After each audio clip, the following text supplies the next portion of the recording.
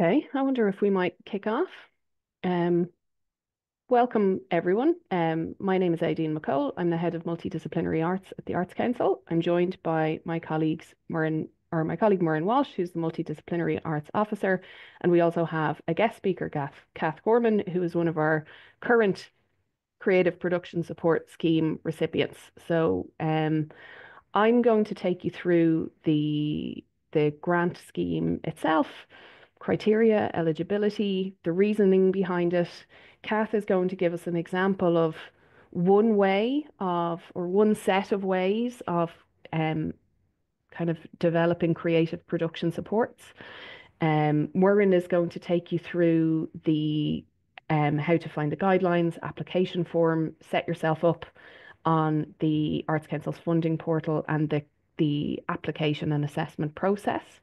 And then we are available and willing and able to take all of your questions at the end. So at the end, when we will stop recording, we're recording up until that point, so we can make this available for other people afterwards. So at the end, we'll encourage you to type in your questions in the Q&A box, and we will get through all of them. Warren and I are able to stay here until about 12:30 in order to get through as many questions as possible. So do fire them at us. If there's anything we can't answer here and now, we'll make sure to get in touch with you so we can get back to you after the fact. Um, okay, so maybe Maureen, if you want to kick off the presentation.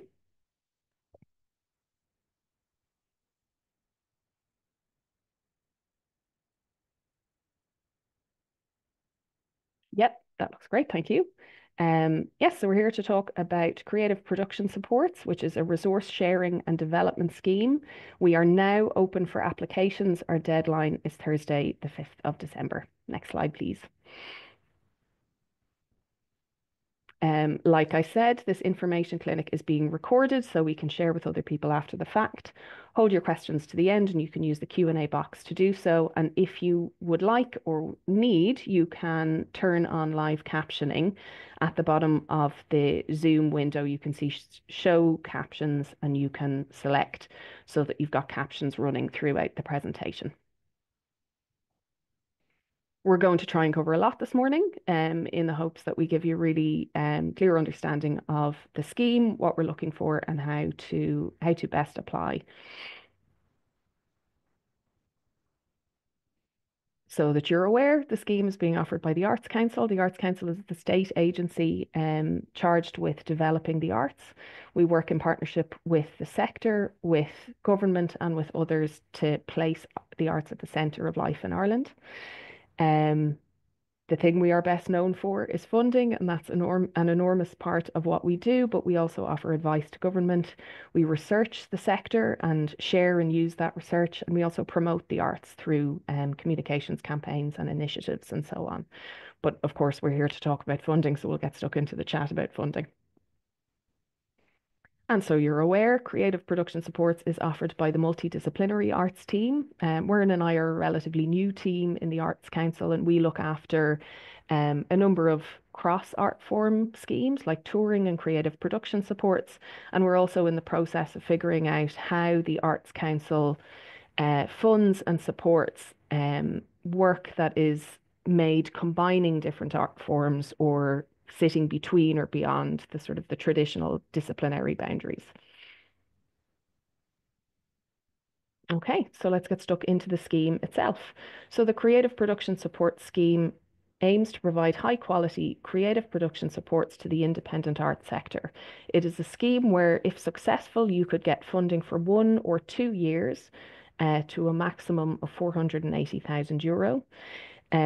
The point is that this scheme will ensure we have more creative producers in the sector with better skills and connecting to more artists and supporting more artists to make the work that they do. It's open to lots of the art forms that the Arts Council funds. You could be an individual applicant or an organisation, and you can make a collaborative application. The logos on screen are some of the organisations and programmes that are running CPS schemes for us or have run CPS schemes for us in the past, one of whom, Kath, is with us today in order to give you a sense of some of the ways that you might that you might design this sort of program of activity. Like I said, the point of this scheme is to ensure that we have more producers working in the sector. They are really well skilled and they are supporting lots of artists to make work of all kinds. Creative producers bring a range of practical, logistical, and creative skills to the arts. A producer tends to be responsible for the overall technical, production, financial, and contractual aspects of making artistic work. They are a really key part of enabling work to happen. And we have developed the scheme in order to plug something of a gap in the sector. There aren't tons of producers. There are certainly not as many as we would like. They're not necessarily working in all of the art forms, and there are some areas of the art sector that are particularly underserved in terms of producing. And what that can mean is that artists have to self-produce. They have to take on an awful lot in order to make their work. They may or may not have all of those skills. They may or may not have the time and energy to do all of that in addition to being the artist. And meanwhile, there are people out there who would be brilliant at all of this stuff, who just need to kind of find that pathway, develop those skills, and connect to those artists in order to collaborate. We would like applications from individuals or organizations with a proven track record in this area of practice in creative producing. And we would like our applicants to work in partnership with one or more of our strategic partnership or Art Centre funded organisations in order to tap into and really utilise the resources that are there and maybe connect some of the dots in terms of that infrastructure that's already in the sector. We are open to applications. We really welcome applications from any and all of the art forms that are funded by the Arts Council, but we do have some particular priority areas. Those are producing the arts for and with children and young people, producing the visual arts, and cross art form or multidisciplinary arts production. So it has been a priority for the Arts Council for a number of years that has been reinforced by our parent department to really focus on making lots of great art available for children and young people and to make that art in collaboration with them, which is why this is one of the priorities here. Meanwhile, our colleagues in the visual arts team in the Arts Council have identified a real need for increased production capacity in the visual arts. So we're keen to see applications come from that area of the sector. And then in some respects, while producing different art forms can involve different qualities or skills, there are also a lot of qualities and skills that make a person a good producer, regardless of what area of the sector they work in. So we're also keen to receive applications from people who understand the sort of the transferability of good producing skills across different art forms or in a multidisciplinary context. So welcome to all kinds of applications from all kinds of art forms, but we have identified some priorities for those reasons. Some of the activity that could be included in a CPS scheme, and you'll get really, really brilliant examples of some of this from Kath in a moment. You might deliver mentorship, training, and development opportunities for artists and producers. You might enable skills sharing among producers. You might support producers to bring to life the work of multiple artists. You might support artists to create and maximize opportunities for production and presentation. You might provide access to administrative and management resources, the logistical under the hood stuff. You might assist artists to understand public engagement. You might provide access to practical resources, spaces, equipment, things like that. You might support artists and professionals in their strategic thinking and planning. You might provide access to expertise around sustainability and more environmentally friendly ways of working. You might support artists to explore international opportunities. Really key here, what CPS is not. CPS is not intended to fund the making of work. It is to fund a developmental program for producers and artists. So if what you would like to do is make work, develop artistic ideas and so on, we'd encourage you to take a look at a number of other schemes run by the Arts Council, which we've listed here. All right, I'll pass over to Kath for a few minutes so she can give you some insight into the way that she approaches delivering a CPS. Hey, good morning all. Can you hear me? Okay, I'm just gonna share the screen. Okay, back on the start. Okay, so thanks so much for having me here today, Aideen. So I'm going to talk a bit through around our program as a grant awardee of the CPS program for 2024. We're sort of coming to the end for the first year and then going into 2025. Just a bit of background information. We're a Cork-based arts organisation, although actually we're providing support on a national level. And our particular focus for this program is circus, street arts, and spectacle, and some multidisciplinary. So in a way, our sort of program is would be focused around sort of 50% supports, producing advisory strategic supports in terms of artists working in the area of circus, street art, spectacle, multidisciplinary. And then the other half of our program is a range of different producer supports. And I'm going to sort of talk a bit more about both those programs. But before we go into that, I mean, I think one of the big things for us was really around sort of making the case. We've done a fair amount of sort of research, and this was a lot around sort of working with different partners in the industry in the past few years around sort of identifying the need, the particular sort of things that were coming up. And certainly one of the critical things was in terms of the circus street arts world was that it had grown a lot. There was more artists making work. But a big thing was, well, where are the producers? Can I have, what does a producer do? The whole thing around demystifying the producer role, but also finding those people, finding people who have skills and, talking to different arts organizations. They were going through recruitment processes, but they weren't actually finding people. There was a program that we were attending as well through the Isaacs and Cork City Council initiative, Streets Ahead. And it actually came at that point, there was a multitude of artists sort of saying around that was a sort of critical issue. A number of us set a working party from that. And then ultimately we went off and did a whole sort of mapping exercise just to find out what are the needs in terms of coming up for producers. And there was a sort of whole thing around a need to connect more, for skilling up and so on. And then in tandem with that, we started working with Fidget Feet on a pilot future producers program. They'd had some money from the Arts Council in terms of the capacity building program. And so we were able to sort of trial that future producers program during 2023.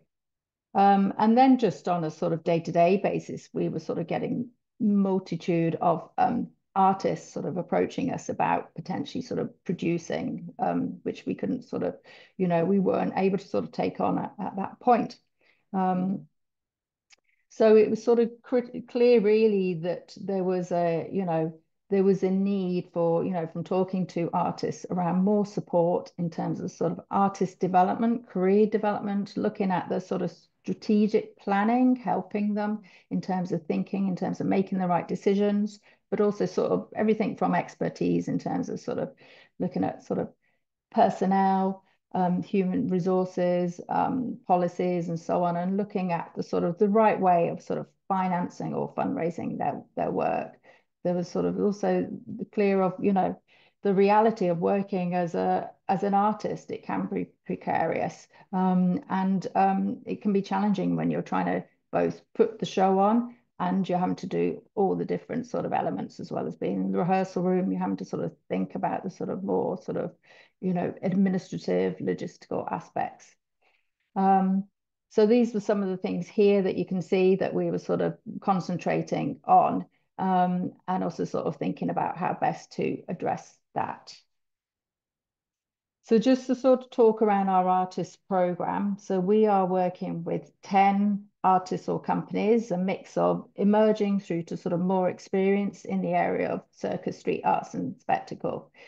We put out an open call for 5 artists earlier this year. 5 we already had and we're working with. And from that, we have 3 of us in the producing team who are each assigned between 3 to 4 artists. And we Kath, would have, yeah. sorry to interrupt, just to check. Mm. Slides aren't changing at the moment. Are you Oh, yes. looking through them? Yeah, sorry. Can you see? So there's the first, that slide. Can you We're, see this yes, this we're on one? the first slide. Context and need. Can you see that one? No, not yet. Okay, If that's you hit play in the left-hand oh, corner, would that? okay. Yes, sorry, I'm doing it on the okay. Okay. That context proven need. No. Maybe if you unshare and share again, it might kickstart Okay, it. okay,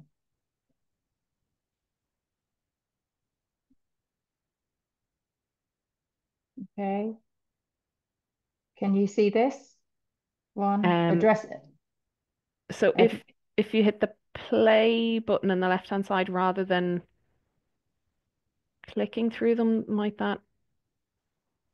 Okay, I'm just gonna stop the share again and then I will escape. Okay, play, start. Okay,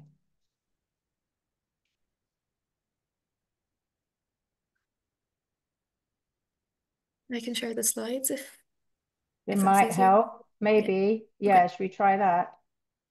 Sorry about this. It was working earlier. Okay.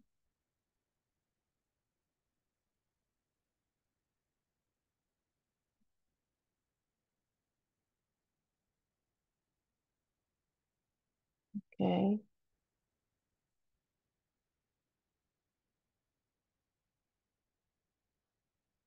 The next slide.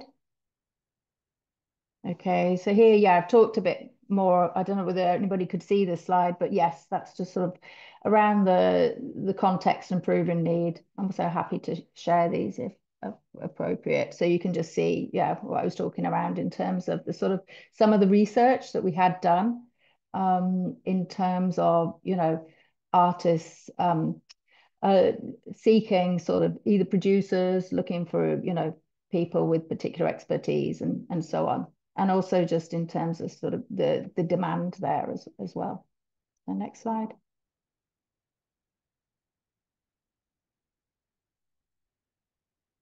Thanks. Yeah, and I mean, just sort of repeating what I'm saying, but also, the thing of was about, more work being made in the area of circus street arts, but also thinking around sort of life cycle and touring and so on, and also sort of building those relationships with venues, festivals. There was a need to sort of look at that in terms of sort of more overall investment on this side, but as well as sort of on the production, marketing, and PR. Next slide. Okay, so just going, so yeah, like I mentioned, we have a sort of, broadly half half of our program is sort of devoted to artist supports. The other half is around producer support. So we are working with 10 artists and companies in the area of circus street arts spectacle. And we have the three of us in the team who are all producers assigned to between 3 to 4 of these artists. So we would sort of be, fairly sort of have that close relationship, regular check-ins and so on. But there's sort of really the focus is about sort of filling the gaps between projects start and before they end. So it's not that day-to-day producing, but it's that thing of helping sort of projects get off the ground, thinking around sort of the idea development. So looking at the budget, in terms of where artists might be seeking funding or so on, as well as support with sort of funding applications, identifying partnerships, really helping artists sort of think more strategically of who they might be able to bring in and to look at the sort of whole life cycle of work. If they're thinking about touring, is it right in terms of what they're envisaging? Is it tourable, as well as sort of other elements around sort of policies, sort of advice on looking at contracts, as well as help with specific plans. So it could be sort of public engagement or so on. So just in terms of, and also just sort of thinking around identifying other opportunities as well. So we have that sort of ourselves. as that making that regular contact. We've been doing things like looking at sort of needs analysis, so sort of starting at the beginning, and the intention is by the end of the sort of 2025, each artist will have their own development plan. I mean, some of them are already sort of progress on that already, but the idea that that will be all sort of underway, and they'll have a sort of clear strategy in terms of their own sort of development. The next slide. Okay, and then we are bringing in a series of external advisors as well as sort of significant partner supports. So we have a outside eye advisory, we have director support, dramaturgy, as well as production, technical sort of advisory, as well as say where our artists are working on the outdoors, sort of advice in terms of sort of operational logistics. So this could be everything in terms of sort of looking at advising on risk assessments, or if people are thinking around working outdoors, and maybe they're going to sort of bigger scale, what needs to happen there.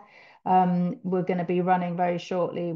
Our sort of environmental partner is Native Events, so we're doing a whole sort of online group training session, but also helping each artist along with one-to-ones in terms of what their sort of plans are in terms of thinking around their environmental footprint. And then we have two people on the marketing and communications side. So they've been working with us, for example, on like dossiers, thinking around sort of everything in terms of how to increase, say, your social media presence, as well as we get sort of residency space and time from the Everyman Circus Factory. Next slide. Okay, so this is just sort of to give you a bit of an example. It's one of the companies that I'm working with. They're a Connemara-based company, Twisted Lane, work in the area sort of circus and spectacle. So just a few sort of examples what we've been doing, and a lot of the artists all now have, say, dossiers for their work, sort of proper professional branded dossiers that can go out. So we've been working with them. We've been looking at sort of different budget options. They've got one show that they're considering in terms of how does that go out for touring. It's had sort of international and Irish interest, and we're sort of looking, it's the biggest show, so we're trying to look at, well, what's the reality of, you know, how can we make that sort of feasible, as well as sort of talking to different promoters, encouraging them to see shows, applying for like pitching opportunities, like we were up at Show and Tell at Dublin Fringe, as well as sort of support on different funding applications. And the key thing I think for us is being with all our artists, is being that sort of sounding board and support, you know, and challenging, we know sometimes for artists. So it's that having someone there, you know, and just helping artists think through where they sort of, you know, face particular challenges. Next slide. Thanks. So on to the next slide.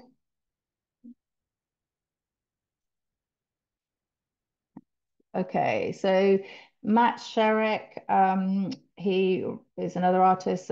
Oh, back a bit. Sorry, back. That's it. Great. Yeah. So Matt Sherrick is another artist that I'm working with, who also runs a dance and circus collective called Cundall Crew. So he's now an arts a grant funding recipient, so I've worked closely with him, sort of thinking around sort of new partnerships in terms of a work that we have planned, and which has had a series of residency time this year. So working with sort of the likes of sort of partners such as Circus Factory, Pitch Circus and Street Arts, Galway Dance. We also secured an Arts Council Touring Award for him for Cundall Crew's work Blame Game, which is going out on tour next year. A lot on the budget side. And actually, when we were able to bring in our production advisor, it was around also looking at that, you know, realistic costing when it comes to productions. You know I've been burnt in the past where you're putting a budget. Ideally, you need a sort of production technical head to look over it. And having that sort of support has been invaluable as well. We also brokered a critical feedback session, sort of industry day for a new work that he's developing, and then sort of again invitations to promoters, that sort of contact, as well as sort of outside eye dramaturgical support. So that sort of just gives you a flavour, really. There's lots more, but it just sort of gives you a sense of how we are involved. So next slide.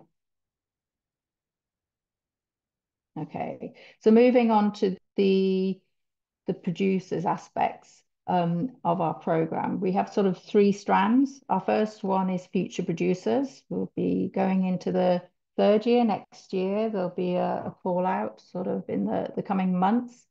And this year we worked closely with key partners. And this is sort of following on from the 23 Future Producers Programme with Fidget Feet, National Circus Festival of Ireland, Mockness, Spree, and Isaacs. We've just sort of finished. We actually finished last week in Tralee with a Future Producers Industry Day as well, they're sort of coming up to finishing their placements now. But the partnership is really key, and I'll sort of talk a bit more about that now. So next slide.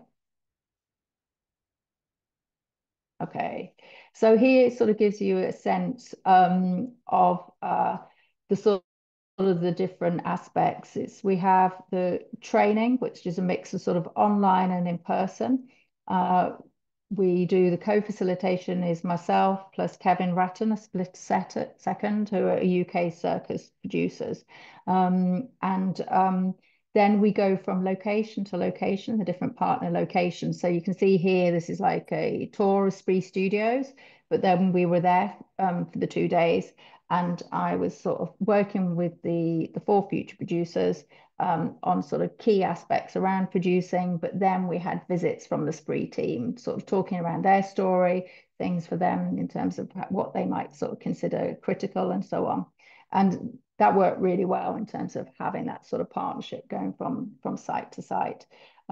We also provided one-to-one mentoring and then a 2-week placement, which has been with each partner location as well. And then actually for this year, we sort of adapted it because it happened to be the last 2 days were the same date as the Performing Arts Forum, Sligo Gathering. So we actually ended the final 2 days together in terms of the training aspect at the Sligo Gathering, which worked really well because they had a producer focus as well, and our producers were able to attend that. So next slide. Okay, so the second producer program is a trainee event producers, and that's in partnership with Galway Triathlon Movement and Mishlaw Festival of Nomadic Cultures. And 3 people were selected by open call. You can see there it's Bernie, Winnie, and Winnie.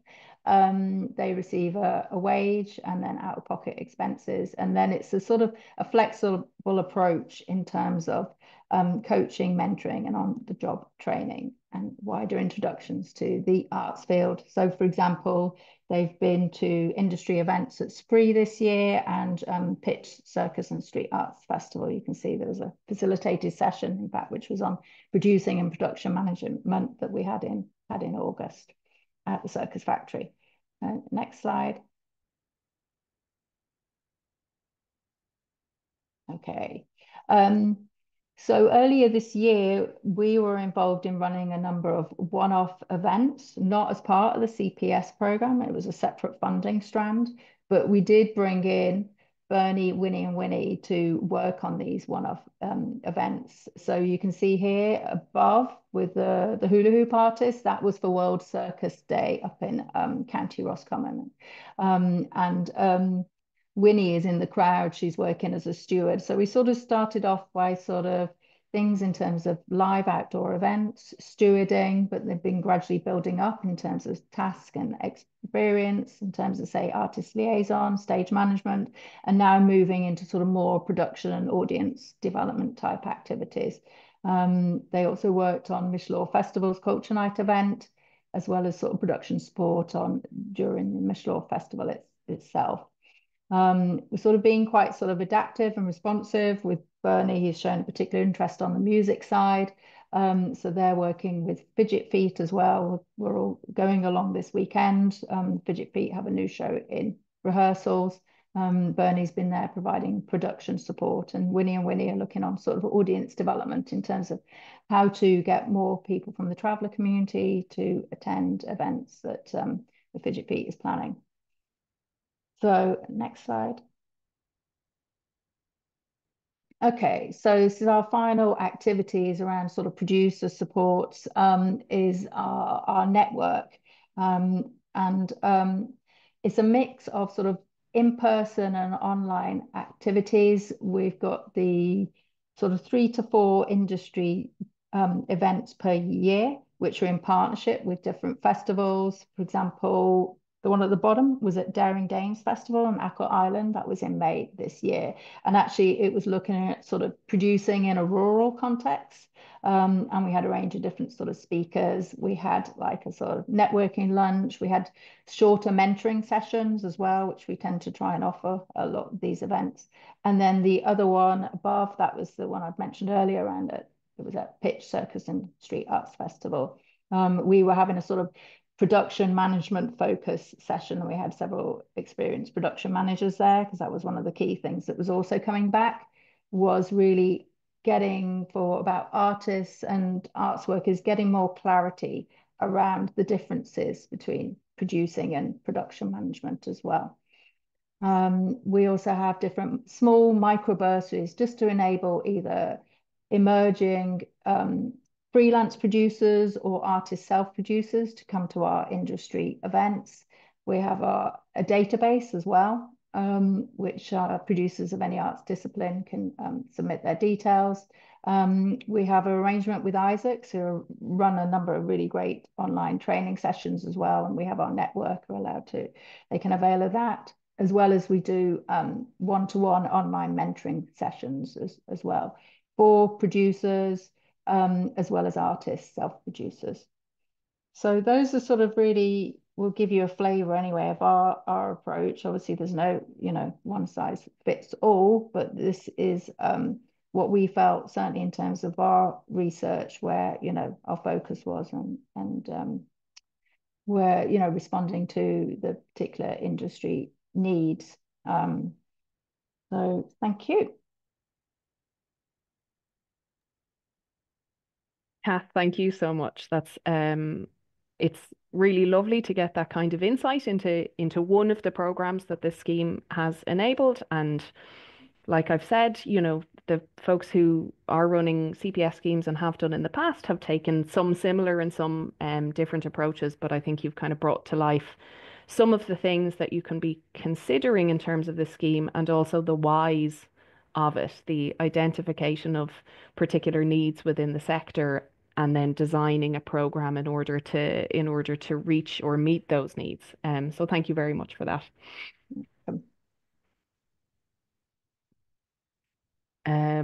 So now we're going to go into what is the most dense part of this presentation. So strap yourselves in.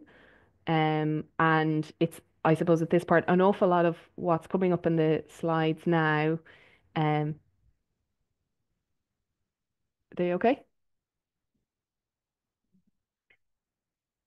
Okay, bear with us for 1 second, just to say that like everything that's coming up in the slides now is also in the guidelines, so you can take your time with all of this stuff in the guidelines, or indeed, like we've said, we're recording this, it'll be available on our YouTube channel and on the CPS page on the Arts Council website, so you could go back on this if you need to.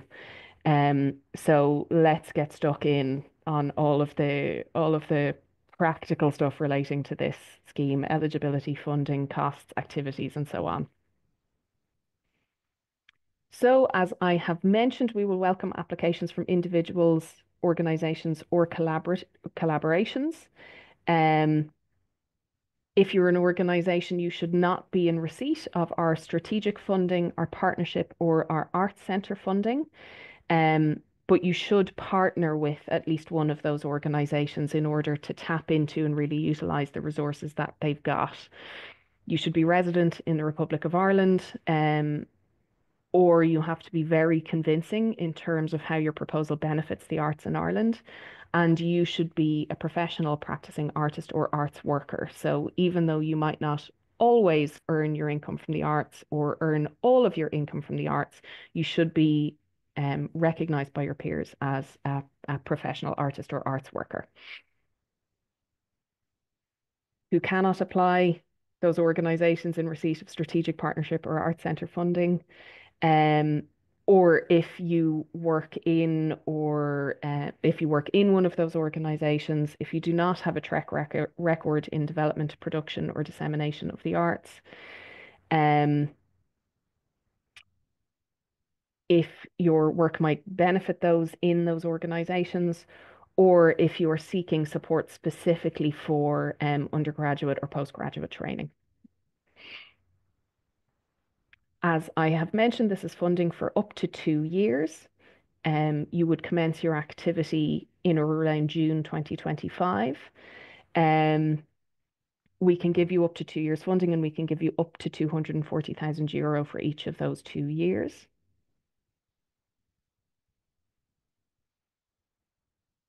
Like we've said before, it's the type of activity that you will fund using this scheme is the ways that you would support artists to reflect on their practice, make their work, and so on.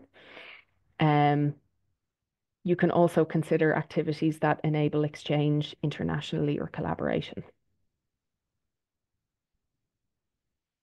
These are some of the things that you can include in your budget. They're the kinds of activities that would occur in your CPS scheme. So wages and fees for artists, creatives, producers, and so on. Overhead or administrative costs that relate to the delivery of your scheme or your program.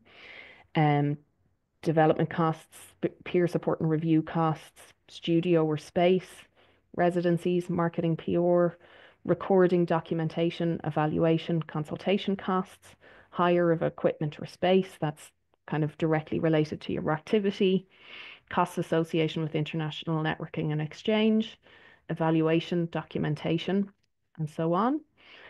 And in some cases, costs that augment or enhance already funded activities. Access costs, and actually I've noticed that there is a question in the Q&A already about this. So in order to ensure that our funding programs and the work that we fund is accessible to everyone, the Arts Council strongly encourages you to consider disability access costs when applying to us. There are 2 kinds. One is participant or personal disability access costs, and the other is the costs of making your work accessible to others, i.e. audience disability access costs. We'd ask you to consider both, consider seriously and carefully if you need both, and if so, what might you need and what might it cost, and you show those costs separately in your budget so we can understand very clearly that consideration.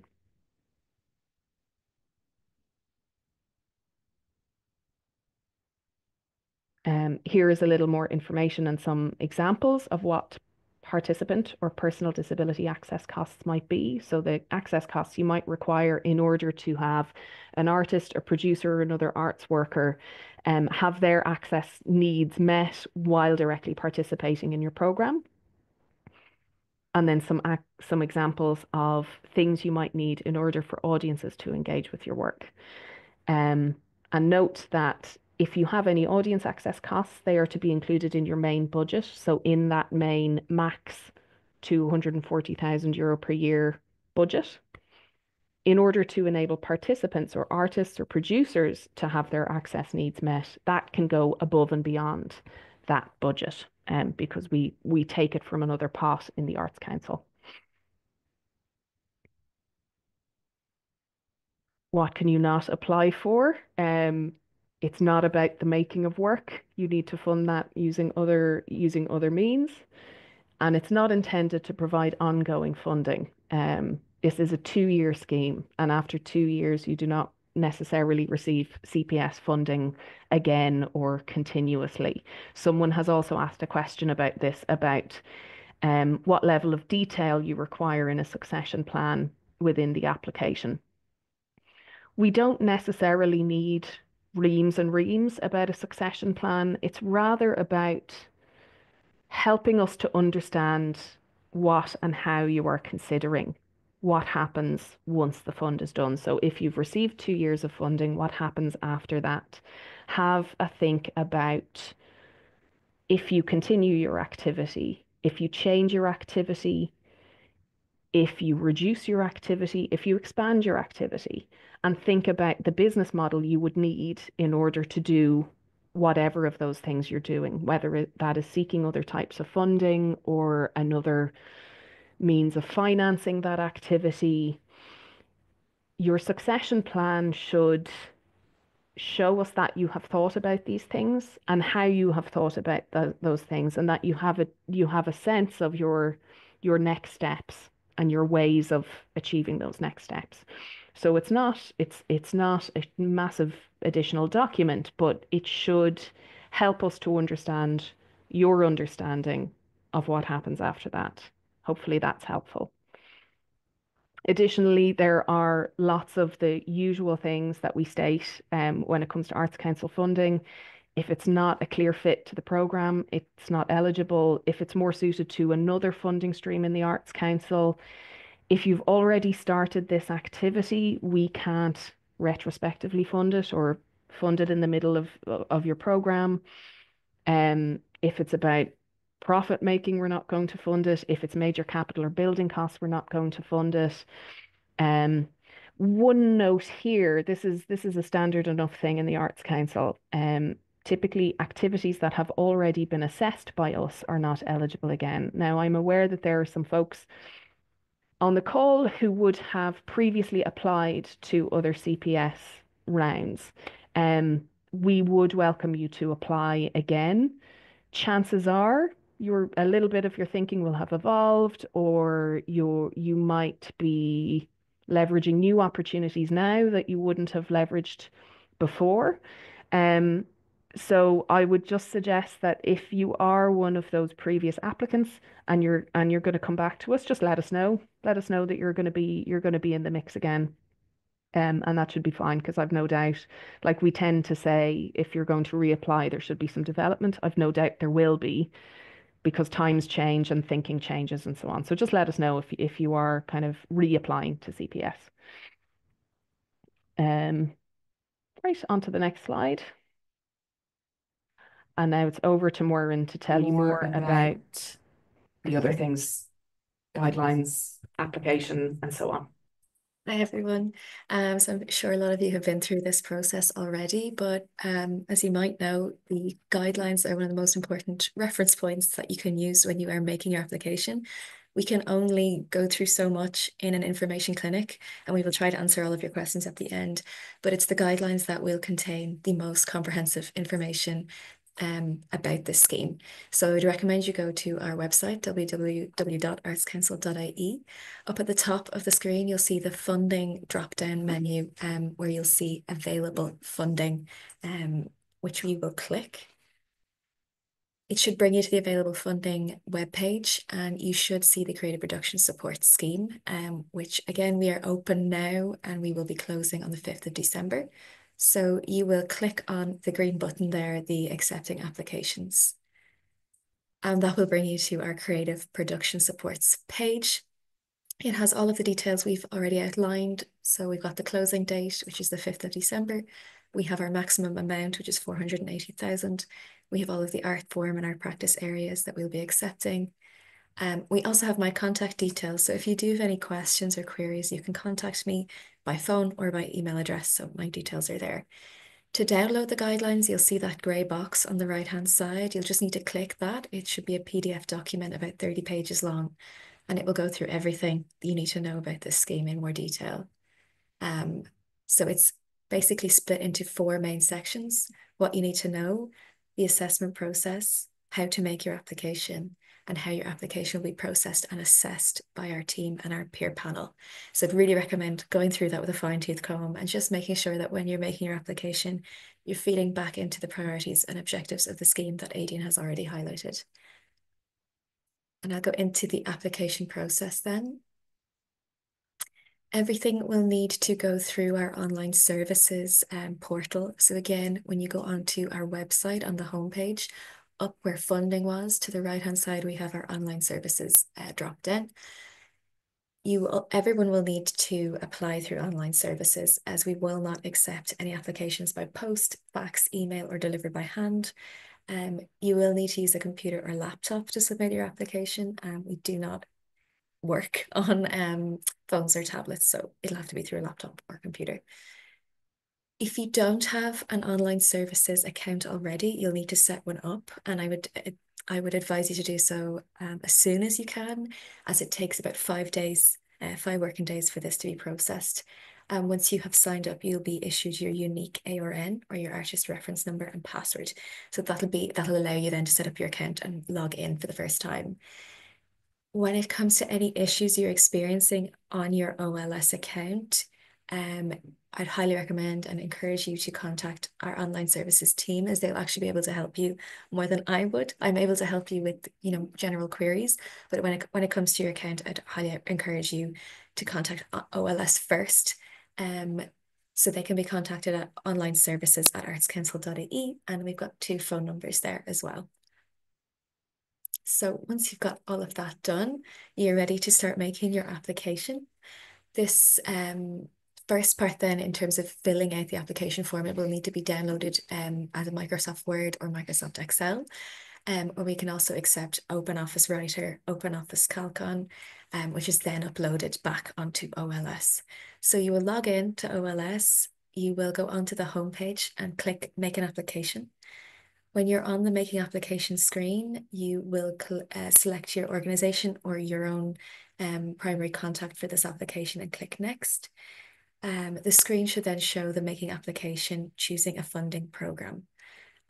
So you will choose the CPS funding drop-down, and if you then have your particular art form or art practice area, you will then input your own reference. Please take note of this. It's your unique reference to your application, as it will help to identify you on the homepage. In section B, then, you will be able to download the guidance notes, which you're also able to access on our website, and then the application form. So I'd highly encourage you to have a look through the guidelines. It goes through step by step each of the different parts of the application form that you'll need to fill out, and what information should be included there. So on pages 23 to 31 of the guidelines. In terms of the mandatory supporting material that you will need to include, so of course we have the completed application form. You will also need to submit a high-level summary budget, and this is for the 2 years of funding and activities that you'll be carrying out, or that you propose to carry out. You will need to include all of the CVs of confirmed key artists and personnel. This should be max 2 pages each. You will need to provide documentary evidence of any confirmed support, such as those organisations in receipt of strategic partnership or Arts Centre funding. You will also need to provide a minimum of 3 and a maximum of 6 examples of previous work to show that you have a track record in creative producing. And we'd also recommend that you provide additional visualizations or charts. This is optional, but it will help to strengthen your application. So this could be a table of KPIs. This could be an organizational chart, or it could be a visualization of your implementation plan. Anything along those lines we would welcome. In certain circumstances, you may be required to submit other documentation. So if you'll be providing workspaces for artists, we'd ask that you provide evidence or specifications of space, costs, and any additional support you may be receiving, for example, from a local authority. If you are providing disability, or you are requesting disability access costs, you will need to provide a short document outlining what these costs are. If you're working with children, we'd ask that you fill out the Child Protection and Welfare Quality Assurance self-audit, which you can find on our website or TUSLA. If you're working with vulnerable persons, we would ask you to submit an acknowledgement that you adhere to the national policy and procedures on safeguarding vulnerable persons at risk or of abuse. And then finally, if you are working with animals, we will need evidence of animal welfare protection policies and procedures within your application as well. So finally, just a few tips. When you are providing your mandatory supporting material, we'd ask that they are in the acceptable file format. So whether you're providing URLs, audio, files, that type of thing, you can find out in our guidelines the correct file format that we would accept for those. When you're uploading these, we'd ask that you name the files clearly and appropriately. So for example, if you're uploading your budget, that you would name it as your budget. If you're uploading CVs and so on. Make sure you review the application checklist at the very end. So see page 3.5 or section 3.5 of our application of our guidelines, just for the correct documentation. And then upload the application form and all supporting materials, and then you are ready to submit on OLS. The next slide then. I'm just going to briefly go through as well the assessment and decision-making process when it comes to CPS. Following receipt of your application, you should get 2 emails. The first is to acknowledge your application, and the second is to provide your application number. So this should start with an A, and then it should be a 6 figure number, then 6 digits afterwards. If you don't receive this number, please do contact online services at artscouncil.ie.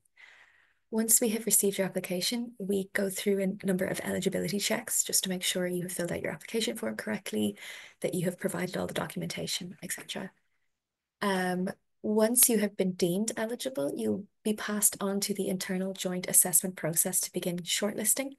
So our assessors and Arts Council staff will use their professional arts experience and judgment to assess your applications against the criteria. And again, I would just highlight how important feeding back into the priorities and objectives of the award is. So you'll be judged on artistic quality, outcomes that deliver on the objectives and priorities of CPS, and feasibility. The next stage of the assessment process is the external peer panel. So if you have been shortlisted, you will make a presentation to the panel, and we just have a few details there that, the peer panel normally consists of 3 to 5 external adjudicators with relevant art form and arts practice experience. And I'm just going to move on to the next slide then as well. So panelists will have access to all the shortlisted applications and associated materials. You will give a presentation and answer any questions posed by the peer panel. And following this, you will be ranked by score by the panel.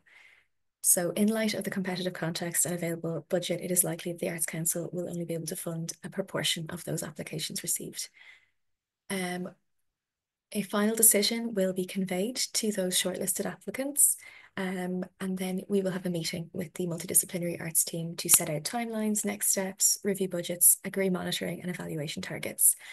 Everyone who is eligible and applies to CPS will be entitled to an assessment report, which you can ask for once the decision-making process is complete. And the assessment report is basically just your feedback from both the internal assessment process and the panel as well. So this is just a very quick overview of that process. So I'll just leave that there for a few minutes or a few seconds. Again, just highlighting the different steps of the decision-making process. So finally, some further information and advice. Again, we would just allow yourself plenty of time to fill out this application. It's a very dense application, it's very complex, so please do give yourself enough time. Please ensure you are registered on OLS if you are a first-time applicant or user. And if you are already registered, please remember your password and ARN. You have to apply again through OLS. Always relate your proposal back to the award's priorities and objectives. Please read the latest guidelines very carefully and pay attention to any must or mandatory criteria. Please ensure you understand the eligibility criteria, the scoring process, and the weighting for assessment criteria. These are all outlined in the guidelines. Please double check that you've corrected the mandatory supporting material in your application. And again, I'd direct you towards the checklist that's in your application form. And as well, just a handy tip is to get someone else to read your application before you submit it, just that second perspective. Make sure you're not missing anything, and make sure you're not missing anything, you've made any mistakes. Final reminder then that the deadline is 5:30 Thursday, the 5th of December. All shortlisted applicants will be invited to make a presentation to panel likely on the 5th of February 2025. The Arts Council expects to inform applicants of decisions by February 2025. Again, if you have any queries or questions about the CPS scheme, please do contact me. My number is 087 794 1044, or you can email me at muireann.walsh@artscouncil.ie. If you have any issues relating to your OLS account, please contact the online services team. So we've got their numbers there, and online services at artscouncil.ie if you need to contact them. And just to finish up before we go into your questions, we did have a few frequently asked questions coming into the inbox, and just thought we'd run through those, thought that might be helpful for people. So for example, I'm a visual artist looking to produce an exhibition of my work. Can I apply for CPS funding? And as Aideen has outlined, CPS is not intended to fund the making, presentation or promotion of work. So this would apply to any exhibitions, theatre shows or music performances that you might intend to be putting on. And we'd really recommend you had a look at the other funding opportunities that we provide, such as Agility Bursary Project, AGF or Touring of Work scheme. Again, the scheme aims to support the delivery of developmental programs for producers and artists, including any time spent collaborating to make a production happen. Second question there is, can I apply to CPS if I'm based outside of the Republic of Ireland? Yes, you can. You would just need to make the point and convince us that your application would benefit the arts in the Republic of Ireland. Does CPS cover costs of international activities? Yes, international exchange, collaboration or co-production costs are eligible, provided they clearly show the benefit to people, artists or the arts in the Republic of Ireland, and how the overseas partners will contribute to the relevant activity costs. Will only multidisciplinary arts, YPCE and visual arts applications be funded? So while we are going to prioritise applications from those areas, we will be welcoming all other art forms and application and art practice areas as well for 2025-2026. And then we did a few questions about kind of partnering with other organisations. So a lot of people have asked what the role of Arts Council, strategic partnership or Arts Centre funding organisations will be within the application. So we would just emphasise that the goal of collaboration and partnership is to provide successful applicants with a range of bespoke support, including mentoring, provision of venues and developmental support, among many more. Proposed supports should be unique and considered, ultimately ensuring that there will be more people with the skills to produce the arts and more artists gaining the supports of producers. As an organisation in receipt of strategic partnership or Arts Centre funding, how many applications can we support? So as previously advised, if you're in receipt of this type of funding, you cannot be the lead applicant to CPS, but you can support other applicants. It will be up to you, the partner organisation, how many partnerships you want to form. However, we would emphasise that the more considered, meaningful and impactful these partnerships are, the better. Do we need partnerships on board or confirmed at the time of application? Yes, you will need to supply documentary evidence of confirmed support outlining co-production, co-creation, partnership and financial commitments, as well the inclusion of an agreed MOU or Memorandum of Understanding will also strengthen your application. Where all partnerships are not yet confirmed, your application should demonstrate that your plans are feasible by providing evidence of your track record of co-production and co-creation. So I think that is where we will end our presentation, and we're going to jump into the questions. I'm just going to stop the recording.